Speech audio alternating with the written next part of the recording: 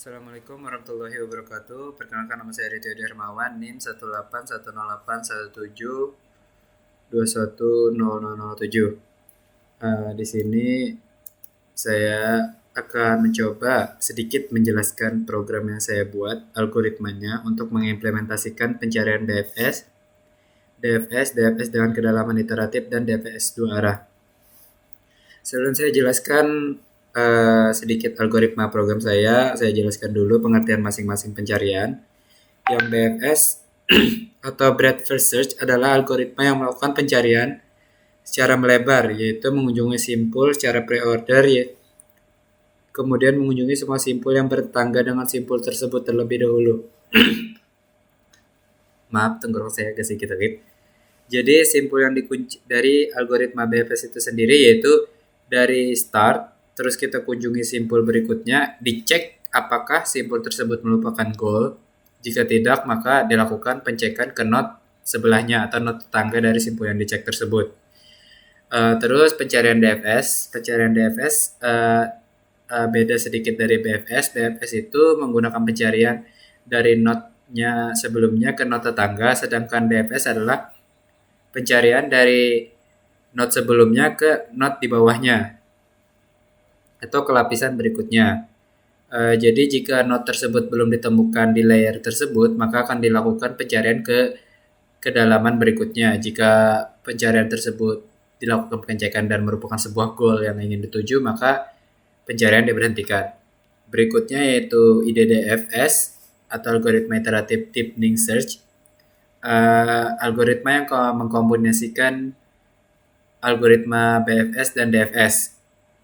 Cara kerjanya seperti DFS, melakukan penelusuran secara mendalam terlebih dahulu tetapi dibatasi oleh nilai kedalamannya. Ketika sudah mencapai simpul terdalam, maka penelusuran akan diruntut balik. Jika tidak ditemukan solusi, maka akan dilakukan penambahan kedalaman. Terus yang terakhir yaitu bidirectional atau pencarian dua arah. Pencarian dua arah ini teknik pencariannya ya seperti namanya, yaitu berjalan dua arah dari start ke goal dan goal ke start, dan jika ditemukan persimpangan di antara mereka, maka akan dipilih jalur yang terbaik melewati persimpangan tersebut. Di sini program saya bisa dilihat. Awal-awal saya membuat sebuah kelas untuk menyimpan function-function yang digunakan untuk melakukan masing-masing pencarian. Seperti logikanya di sini di pencarian BFS, di sini saya mengosongkan atau membuat nilai-nilai node yang belum dikunjungi false. Setelah itu membuat sebuah list antrian. Jika node tersebut dikunjungi dan ternyata bukan goal, maka diubah menjadi true dan dimasukkan ke dalam antrian. Terus dilakukan pencarian ke berikutnya, ke node berikutnya. Jika node yang dikunjungi dan dicek atau dilakukan pengecekan merupakan goal, maka pencarian diberhentikan atau di break, maka dapat hasil dari pencarian, jalur dari hasil pencarian tersebut. Selanjutnya DFS sama seperti BFS. Di sini dilakukan pengosongan nilai atau pemfalsan nilai. Jika nilai tersebut node-node-nya sebelumnya belum dikunjungi, maka nilainya false. Jika sudah dikunjungi, maka nilainya adalah true.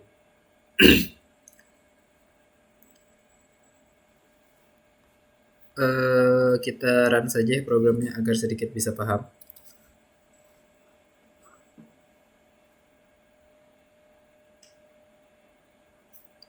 Jadi di sini pilihan algoritmanya ada dua, BFS dan DFS. Saya pilih pertama BFS. Kita pilih startnya yaitu S 0, baru kita pilih goalnya yaitu 5 atau G. Oh, di sini saya mengambil soal dari PPT yang diberikan oleh dosen saya. Bisa dilihat di sini diwakilkan S adalah nilainya 0, A itu 1. Oh, bukan nilai, maaf. Diwakili angka. Terus kita enter. Maka jalur yang didapat adalah S, A, C, B, D, G. Untuk menggunakan algoritma BFS. Menurut dia itu jalurnya untuk mencapai goal. Jika tidak, ini tidak dinilai menggunakan jalur berweighted ya atau berbobot. Bukan, ini jalur biasa. Terus kita coba lagi DFS. Startnya 0, goalnya 5 atau G. Kita lihat hasil yang dapat adalah SABG. Lebih sedikit not yang dikunjungi karena seperti algoritmanya dilakukan perkunjungan untuk fokus ke sebelah kiri terus dilakukan. Jika not tersebut tidak dapat, bukan goalnya, maka akan dilakukan penelusuran ke kedalaman berikutnya. Oke, selanjutnya program IDDFS di sini bisa dilihat sama seperti sebelumnya, membuat kelas untuk penyimpan function-function. DLS itu sendiri hampir sama dengan DFS, perbedaannya hanya ada limitnya. Di sini program yang dibuat hanya sudah dibuat perawalan di codingnya yaitu 0 atau S, terus target yang ingin dicapai adalah 5. Jadi outputnya itu adalah apakah target tersebut tercapai atau target tersebut tidak tercapai. Menggunakan not-notnya sudah dimasukkan ke dalam sistem. Setelah dijalankan,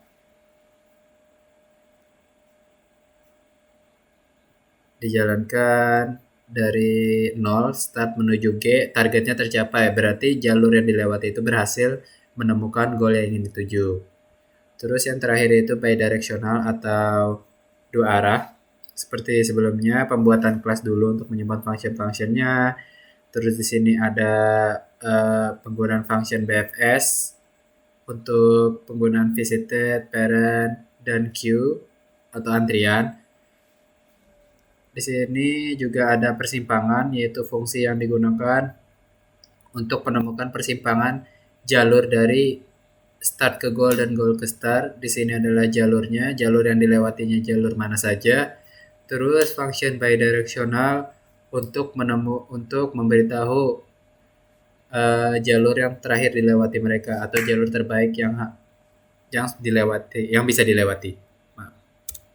Kita run saja programnya.